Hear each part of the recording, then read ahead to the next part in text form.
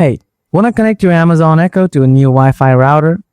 In this video, I'll show you how to easily change your Wi-Fi network or router settings. Let's jump right into it.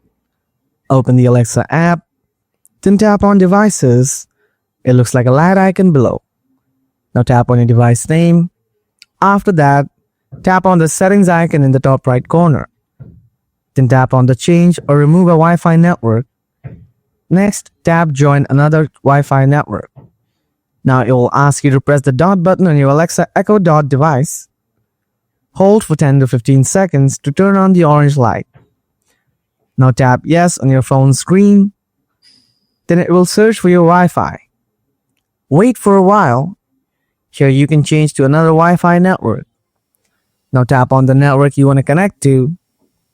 After connecting to Wi-Fi, tap Continue and follow the prompts. That's all for today. Now you know how to connect your Amazon Echo to a new Wi-Fi router. If you have any questions, feel free to leave them in the comments below. Thanks for watching, and I'll see you in the next video. Until then, take care and stay safe.